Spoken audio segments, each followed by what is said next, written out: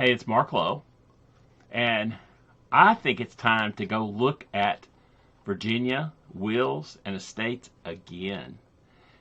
Some new ways to do it, some new resources, so join me.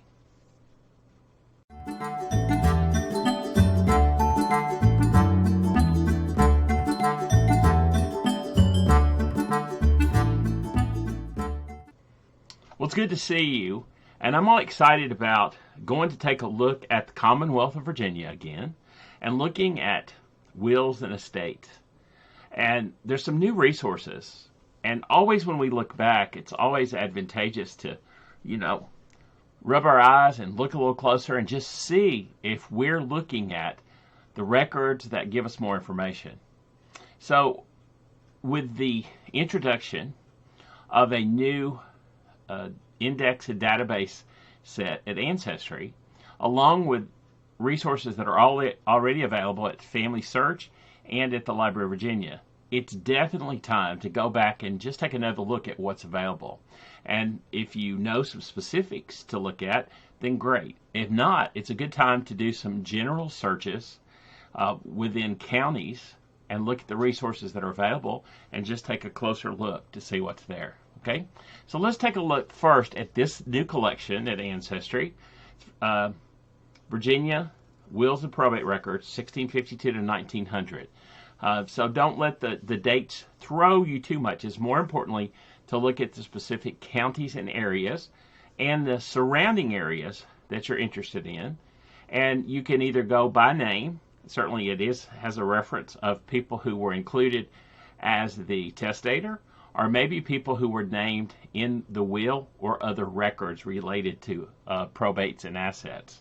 You can also go take a look at browsing the collection by county, and so you can look at the resources that have been compiled for this collection by county, and that may help you as well as to go further and deeper in understanding more about the people that you're researching.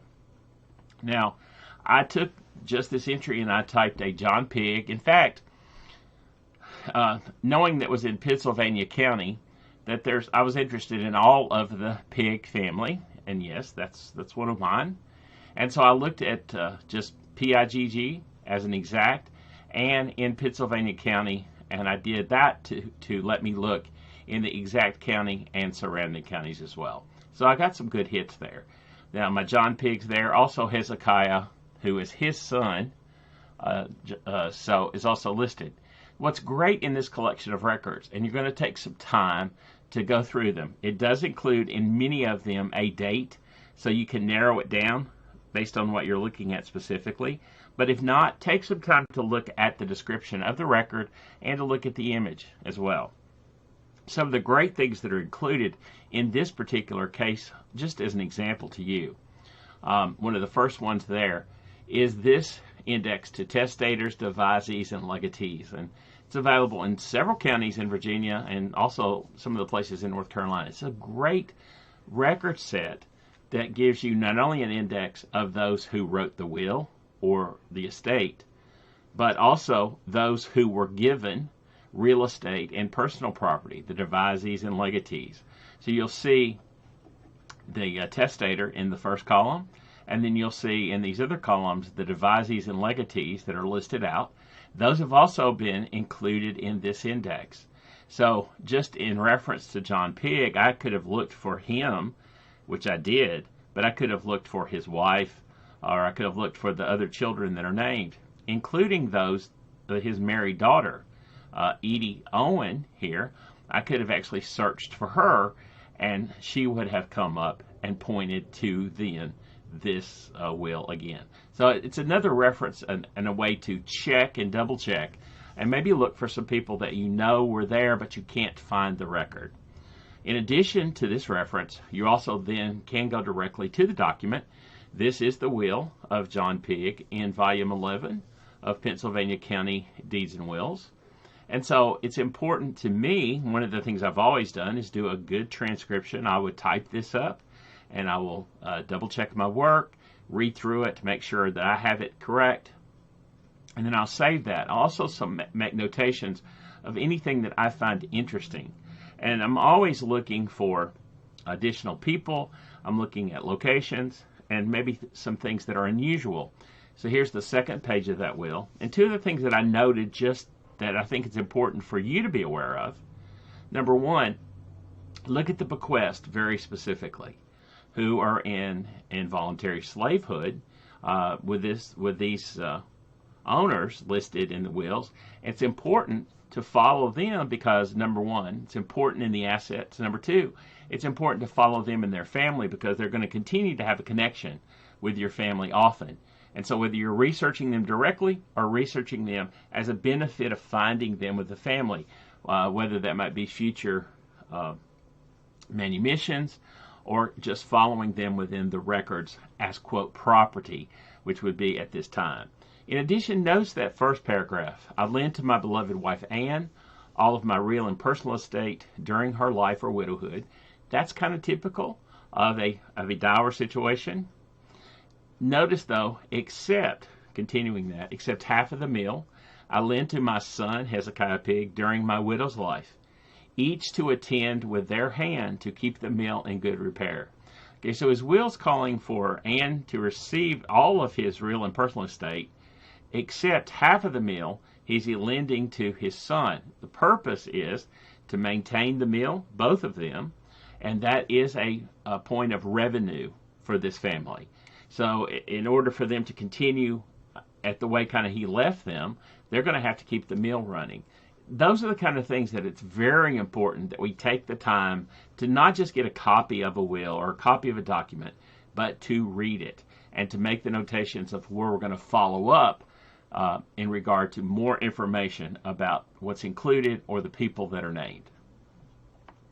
Okay, let's also go to a second resource that's been available, and I want to say thank you to the Library of Virginia again for maintaining such great resources and records and working so hard to make just finding aids available to those of us across the country and those researching in Virginia. Now, this is an index again to Virginia Wills and Administrations.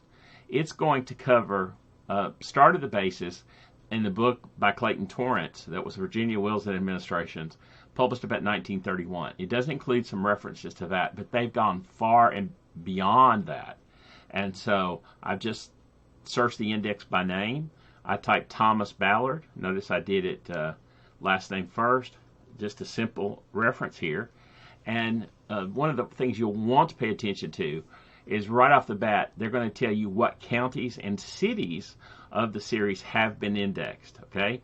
I would suggest, now this is not going to include every county that they have records for, and you're going to see it's going to not include some counties that are available in the New Ancestry reference, okay? So it's important, I think, that you I would print this out and not only compare it in regard to specifics for your counties and locations, but just for a comparison purpose as you're beginning to use these new resources, okay? Now continuing on to that index of Thomas Ballard's, I've got two entries there. I think one of those is a 1711 date, one is maybe 1730s.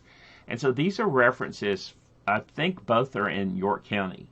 And not only does it give me a reference to a partial will that's later in there, but it also refers to in the top section there, you're going to see references to guardian bond records. It's got the date and the page numbers. So this is going to include references more than just will and estate books simply. And so it's going to also notice that this is part of something that was not listed in that will and administration book by Torrance. And so they've made corrections to things that they've found. And so even though there may be references, you've used that book in the past or something, they've actually gone far and beyond that.